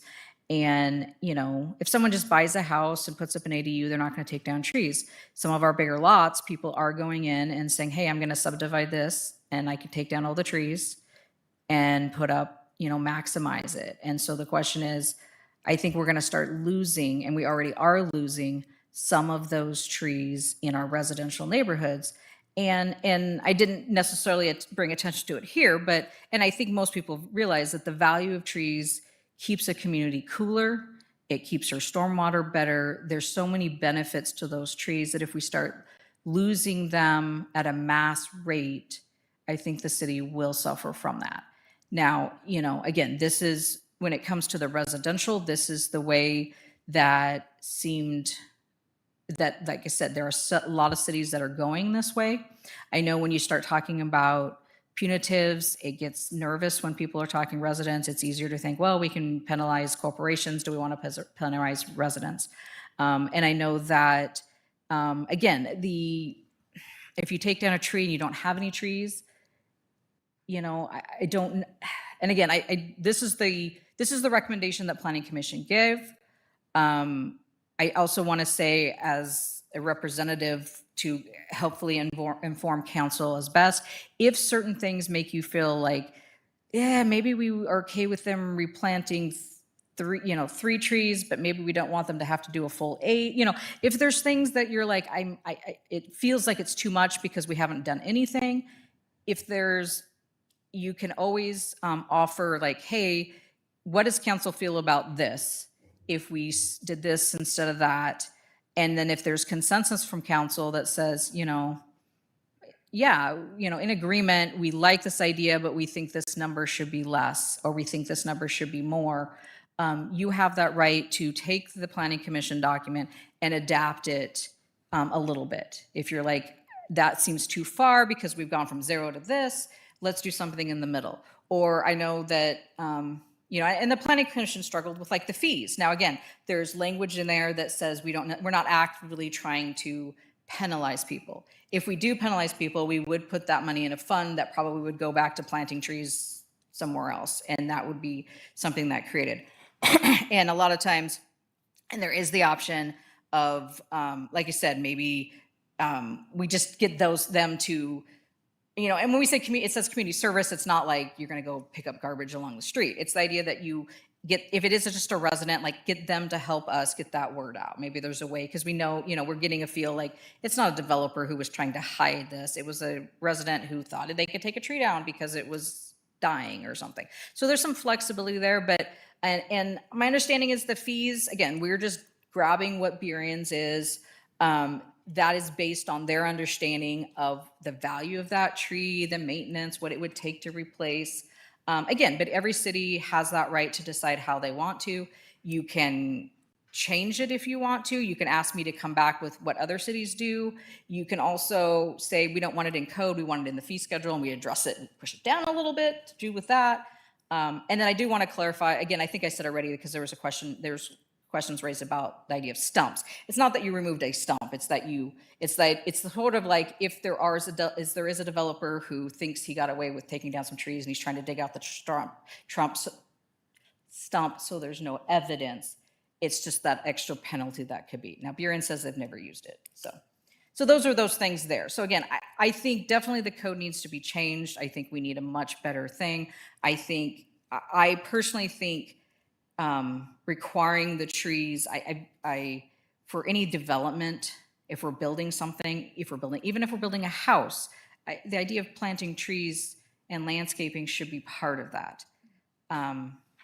But yes, that one piece is if there's already a house and we're taking down trees, where is that line of what has to be? That will be, that will be the biggest effect on residents. So can I repeat what I think I heard you say? Sure. You highly recommend revising the Milton Municipal Code to make it more robust, more enforceable, perhaps, more clearly defined.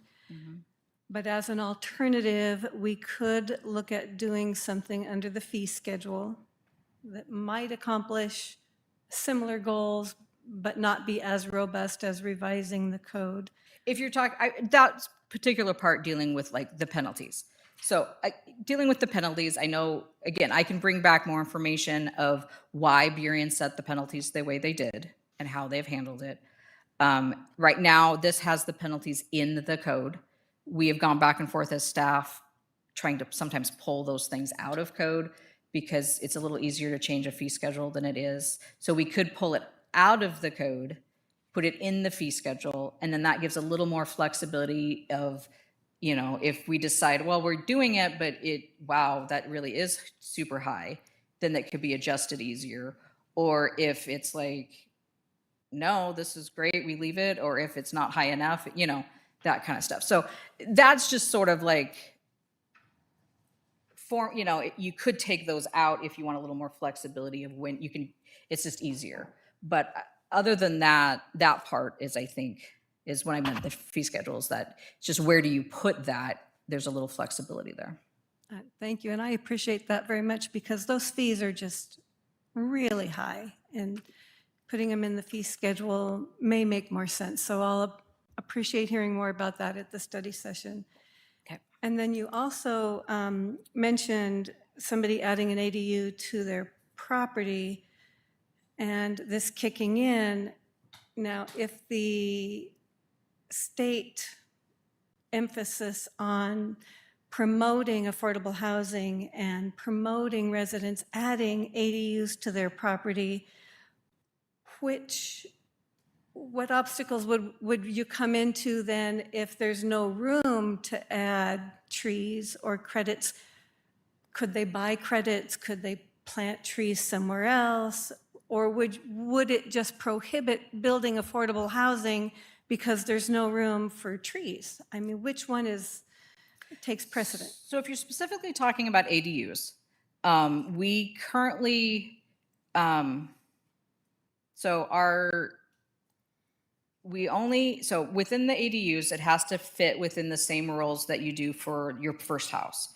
So there are setbacks required for whether if you're doing one big house or a small house and 2 ADUs.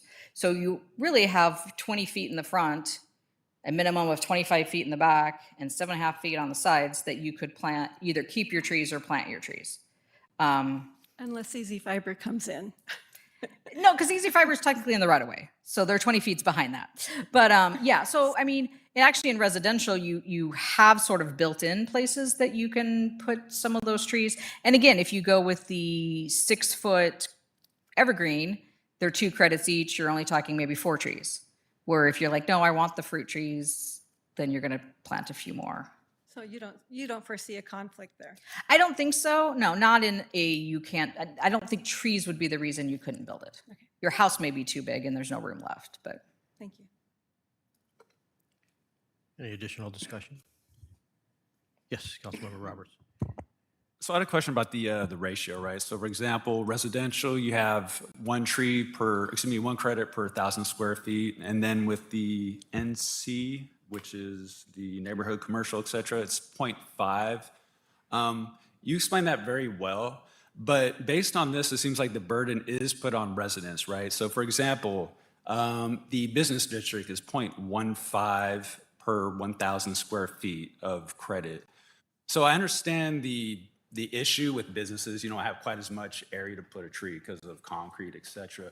But to kind of touch a little more on what Councilmember Mounts was saying, is there some kind of banking system we could use? For example, have it all be 1 credit per 1,000 just across the board, and any they can't add, credit to somebody else, right? So, hey, we're gonna donate trees here, we're gonna donate trees to the park. but they still have to meet that same ratio, right? And just have it be 1,000 per, or excuse me, 1 credit per 1,000 square feet. To me, that makes perfect sense.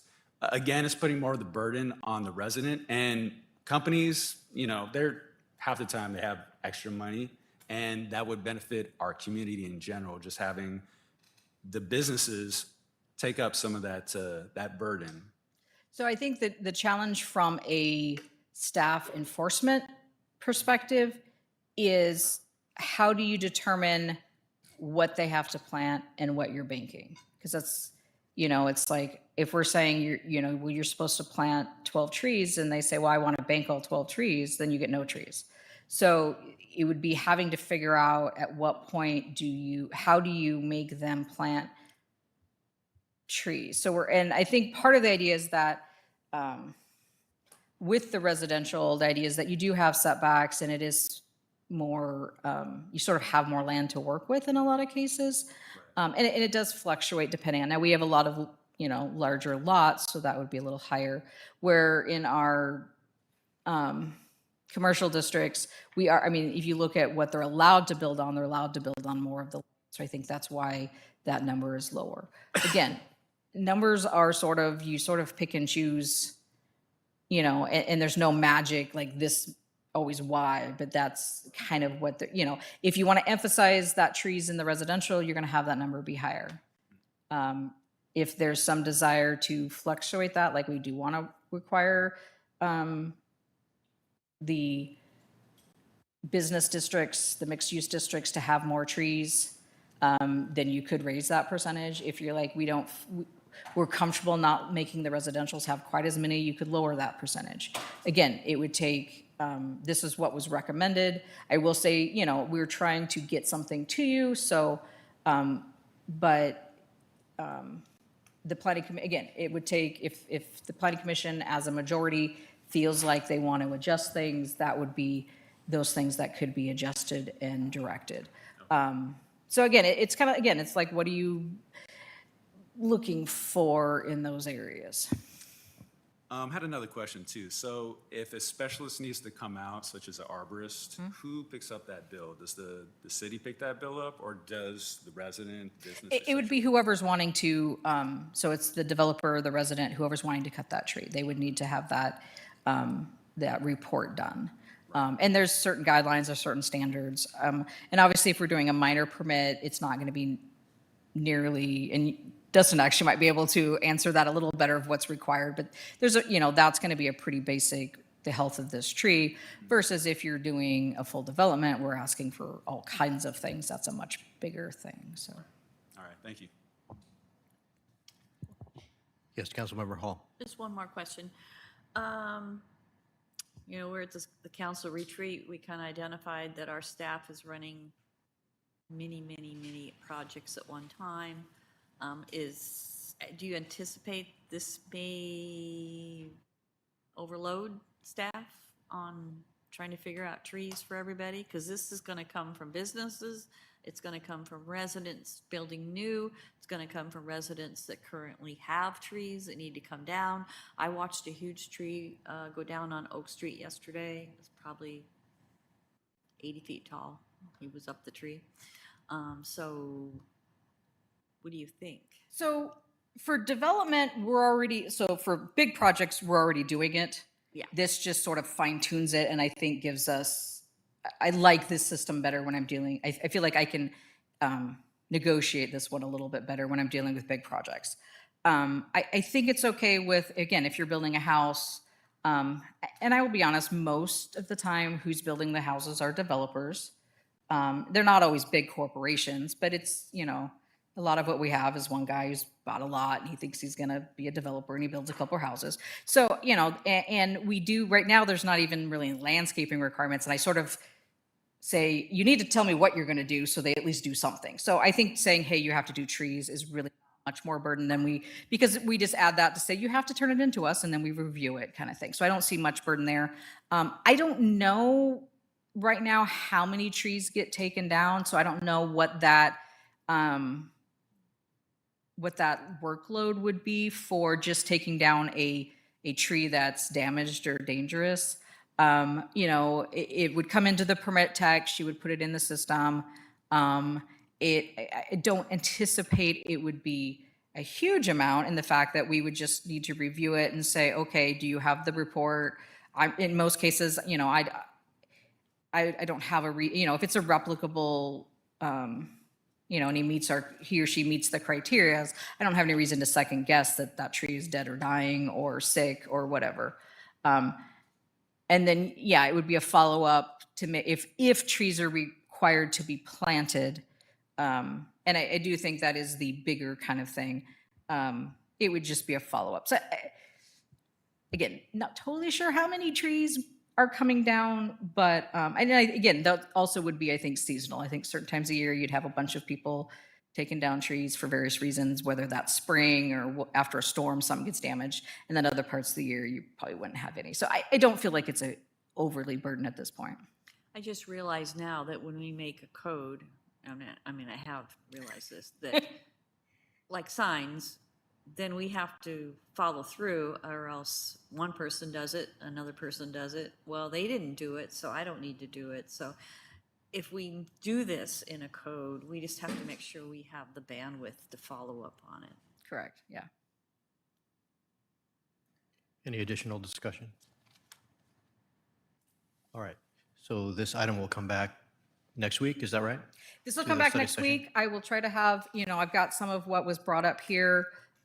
If you in the next preferably day or two think of something else that you would like more information on, just give me an email and I will add that to the list, and hopefully we will address that next week. All right, thank you.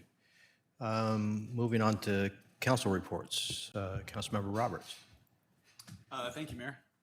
I would like to recognize and embarrass Michelle for a great job during the audit. We passed the audit with no findings, which was great. No major findings, I should say. So thank you for that, and the team for doing that as well. I also want to comment on some words that were said last week. So I want to address the remarks that were made to our last city council meeting. During the discussion of the truck route ordinance, where controversial comments were made regarding non-English speaking drivers. So we have an extremely diverse community from many backgrounds, and I find it very concerning when elected leaders in our town express ideas and or rhetoric that discourage diversity in Milton. We are an inclusive community, and we all, as council members and as citizens alike, should strive to uphold and accept the values of our community. I am personally committed to be a voice for all of Milton, not just some, and I will make my best effort to ensure all the community is heard. So in parting, let's all work together towards the common goal of making Milton the best small town for everyone. And that's it. Thank you. Thank you. Councilmember Turnus. On our Finance Committee meeting, I just want to thank Michelle for taking the time to spend with me to answer questions. Being new to council, there's a lot that I'm still learning, so I really appreciated you having the time to spend with me. And then also addressing last council session as well. Being a new council member, I know that there's certain rules and criteria that we have to follow. That's part of what is the joy of being on the council, is that there's order. And I'm thankful to be on a council that has order. But when you see something, of course, all these thoughts go through your head, but you don't know what you can say, what you can't say, so you don't say. And I know in not saying anything, you say something. But I just want to stand in agreement with, you know, I live in Milton on the street that I live in. We have a very diverse, there's probably 5 different cultures and ethnicities represented on just my one block. So I'm thankful to live in a community that values ethnicity, and I want to do everything I can to be able to have this be a welcoming community to everybody. So I just want to say that this has been a learning curve for us all, what we can do, can't do, shouldn't do, should do. So, I mean, it's always easy to come looking back at it with 20/20 vision and being able to look at the clips on the TV and but, you know, in real time, real things happen. So thank you for the grace for us. Councilmember Miles. I also enjoy living in Milton and serving on the council. And I appreciate the dedication of the staff and the elected officials and the other council members and the mayor. Thank you very much. The only thing I would like to say is related to public safety, and that in order to obtain a commercial driver's license, the driver must demonstrate proficiency in speaking, reading, and writing English. That doesn't mean that people are not welcome in Milton. Everyone is welcome in Milton. But we also want safe streets. And so I would hope that everyone who has a commercial driver's license can read the street signs. And my children, my grandchildren live here, play here. So I just want to bring that point out because I feel like so much of the conversation shifted away from the safety aspect and intent. But please, by no means would anyone not feel welcome in Milton. We are a very diverse community and we thrive because of it. And I embrace it. My street alone is wonderful in that area. So thank you for letting me say that. Thank you. Councilmember Cedar. Thank you. So I've prepared remarks, so I'll just read this. Like many, I heard from numerous citizens about the comments made during the last regular council meeting that suggested non-English speakers should be prohibited from driving in Milton. I reviewed those comments many times. I tried to give the benefit of the doubt to my colleague. I could not. Those comments cannot be interpreted in a non-discriminatory manner. I was troubled by the comments themselves and by the suggestion that I, as a member of council, are somehow complicit in the ideas they carried. So regardless of why they were made, I'm going to make my position clear now. All people are welcome in Milton. I was elected to represent all citizens in Milton, regardless of age, gender, religion, orientation, country of origin, or any other individual trait. I will never support a law or policy that presumes a non-English speaker is lesser or that permits our police to target anyone based on prejudices or non-constitutional principles. I believe that Milton is a safe space for everyone. I do not believe that this council chambers is a safe space for bigotry, and I will not tolerate it, but I will also not react in a reactionary manner. I will measure my comments, and I will react appropriately. I believe the right choice is to not excuse Councilmember Whalen's comments, and I will not excuse his absence as I voted here tonight.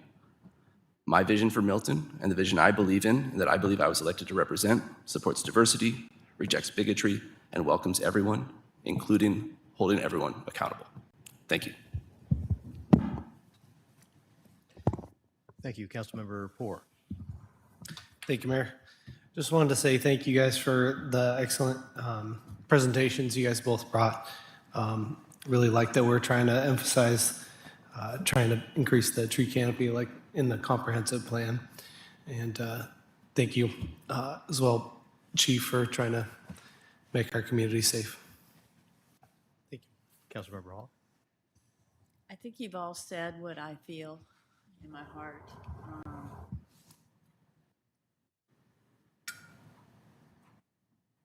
I've lived here most of my life, and this community means more to me than anything. And I want everybody to feel the same as what I do. I don't care. We have to support everybody that's in our community, everybody that's going through our community. You can't pick and choose. And I have to bring this up, but in other meetings within this city, you cannot not choose somebody because they are not a specific race for a volunteer job. I know we wouldn't do it as an employee.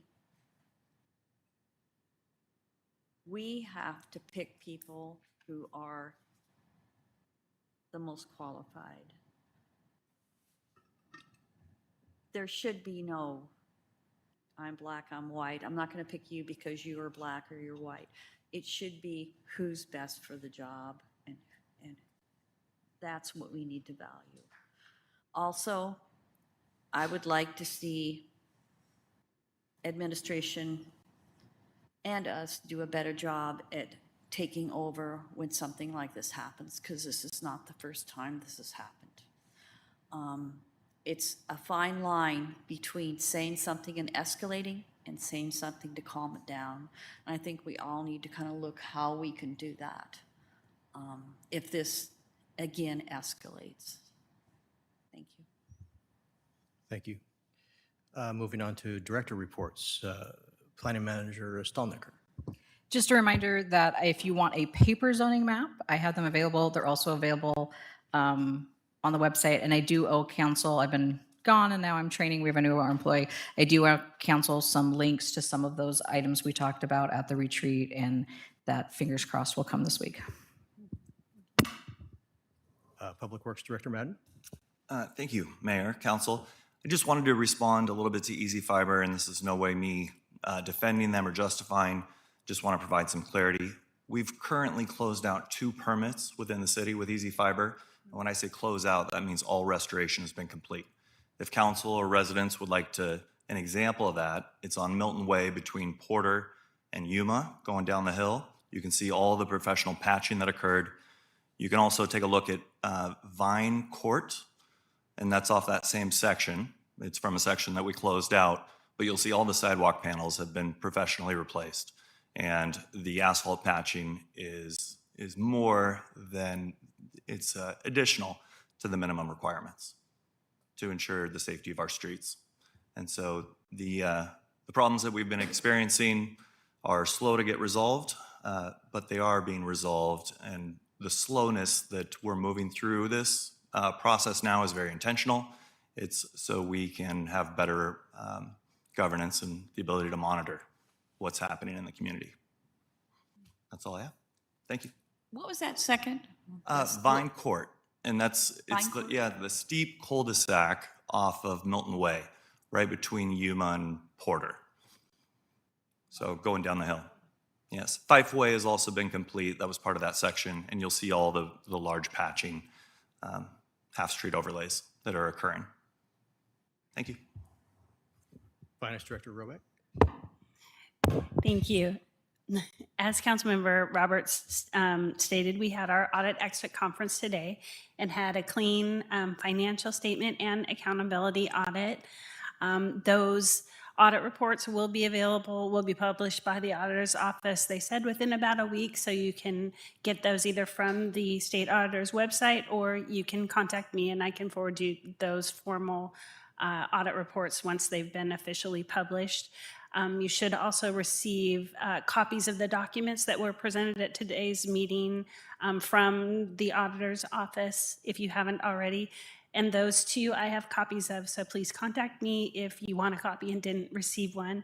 And lastly, I just wanted to recognize the many staff members whose efforts contributed to these good audits. Police Chief Hernandez. E-bikes, e-bikes, e-bikes. E-bikes are everywhere. We are working, continue to work. We're doing some emphasis. We have had a couple of collisions with scooter, e-bikes, into cars and so forth. So again, we continue to crack down on the e-bikes.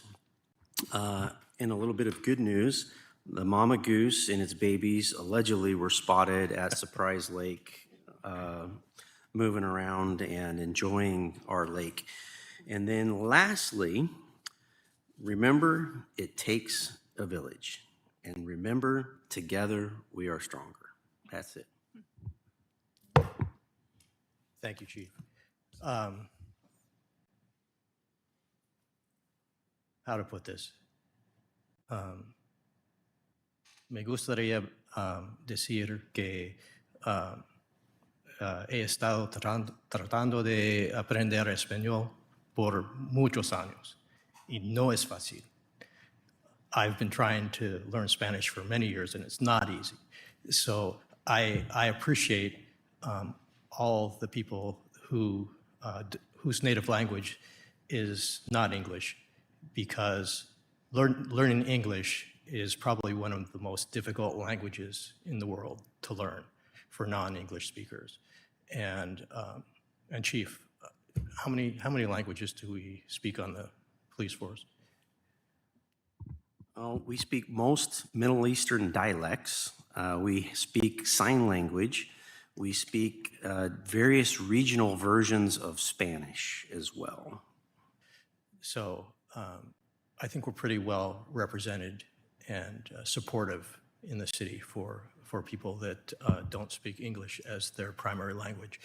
And we also have technology that if we don't have somebody that speaks English, that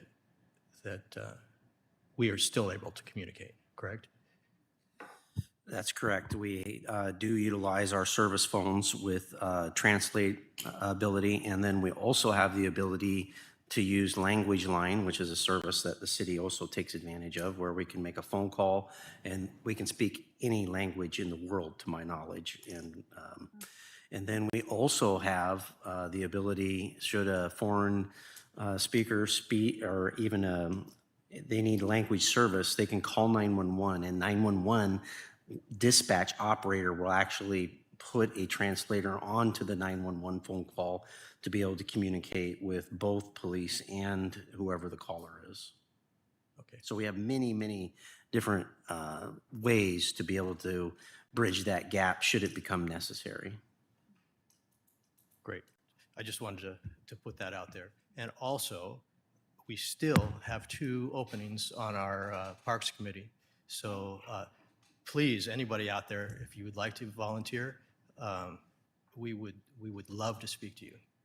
So with that, is there anything else this evening?